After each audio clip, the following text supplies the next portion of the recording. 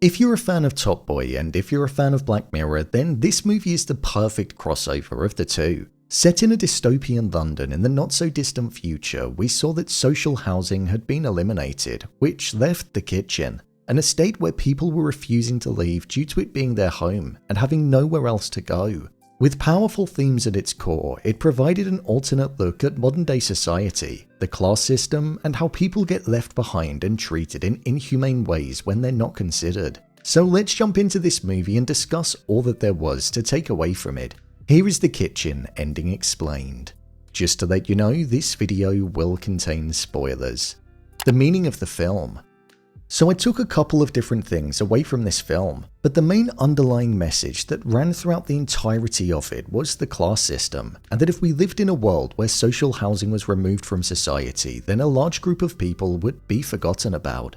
It felt like this kind of world was only a couple of steps away, and there are people that are out there in society at the moment that are living like this, where they're relying on social housing and estates like this because it's their home. If it wasn't in place, then they'd be on the streets. To the outside world, people inside of the kitchen didn't exist. They were disposable and an inconvenience. The water was shut off from there, supplies stopped being delivered, police would come in on their weekly raids, attack them, kill them, and then take them away. They valued the lives of the people inside the kitchen less than they did the plot of land that the estate was built on, so it was rather telling of the way that society viewed the people that didn't have as much money as those on the outside. What this film shone a light on is the culture, community, and heart that estates like the kitchen have. We saw this best when Izi and Benji went out to the bar, music was playing and everybody was happy. It was also seen when residents would look out for one another when the raids would be happening, the togetherness that was present on the streets, and also when the capacity limit was breached at Lord Kitchener's funeral due to him being killed by the police when they raided the estate. Izzy spent the entirety of his life trying to get out of the kitchen and getting a new apartment at Buena Vida. Even though it was his home and where he grew up, he referred to the kitchen as a dump. Despite being from there, he saw it at face value and how people on the outside looked at it, when in reality, Jace, somebody who he worked with and was also from there, saw it for what lied within. The heart, community, and most importantly, the home for himself, his daughter, and many other people that he cared about. When Lord Kitchener spoke over the radio about one of the residents turning 86, it showed that it was a community where everybody knew one another, and that's what made the kitchen so special.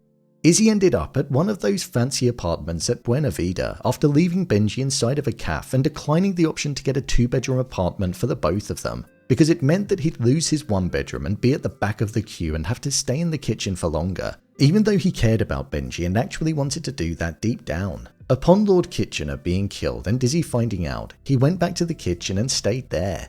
When inside of his fancy apartment, it was all artificial. Yes, it was nice, however the customizable view showed just how two-dimensional it was. There was no heart, community, togetherness, or realness, everything that he was used to.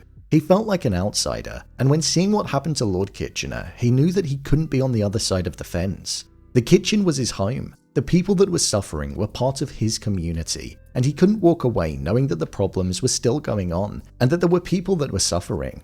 With the final moments of the film having Staple standing on top of a delivery van and fighting back against the authority, you kind of sympathized with him.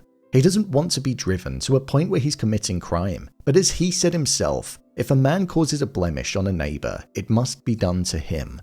And I feel that kind of sums up his approach perfectly. He wouldn't be fighting back against the authorities if they weren't trying to take their home and make them homeless, whilst also treating the people that lived there like animals. Without the kitchen, the residents would be homeless because they don't have the means to survive. And with people being evicted from their homes up and down the country in modern day society and being treated not too far from how the characters were in the film, what's to say that we're not too far away from a world like this? It was a powerful message which showed that of hope, community, togetherness, but also the unforgiving world that could well become a reality. Did they survive?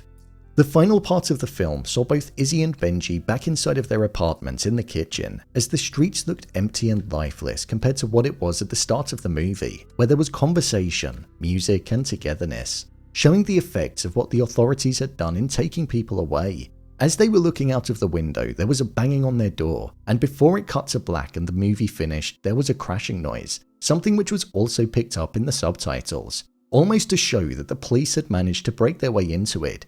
I feel the ominous nature of the ending and the fact that we didn't get the answer was done in a deliberate way in an attempt to stick the landing even more. Did they survive or did they not? Life was a game of survival for them, not knowing when the next raid would be and when their time was up. So us not seeing what happened showed that they could have lived another day, or they might not have. They may have been taken away and even worse, killed. So it added to the powerful nature of the message. So technically, there's not actually a right answer. It's up to us to decide. Was Izi Benji's father? One of the main underlying stories throughout the whole movie was Izi and Benji's relationship. For the most part, we didn't know if they were related. However, throughout the runtime, Benji was telling Izi what his mother told him about his father, and that was that his father worked at Life After Life and that he lived in the kitchen, the exact same things that related to Izi. There was a sense of care that was there with Izi towards Benji, and one that made us realize long before the end that he was his father. Whilst it wasn't explicitly vocalized that he was his father, he nodded and said, "What do you want me to be?" Despite being absent for all of Benji's life, and Benji being told that his father didn't love his mother, he wanted to be there for him and be present in his life moving forward. Hence that protection that was there for the entirety of it. Overall review. I thought this was a good film. It was a little slow at points and it kind of lacked any driving force behind it to increase the pace, but I think that was kind of the point. This was a dip in and then a dip out kind of movie, with the message being the main takeaway.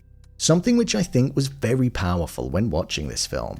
Kano is such a good actor and it's good to see him getting cast in more roles. He's so good in Top Boy and was brilliant in the final season, and that strong performance was something that was carried over into this film too. Aaron from Top Boy was also in this film as well, and he finally put his books down and got stuck in. Hopik Poku Jr. was great in his role as Staples, and it was just nice to see him return to the screen. Jediah Bannerman delivered a convincing performance as Benji as well, so there were no faults with the cast in the slightest.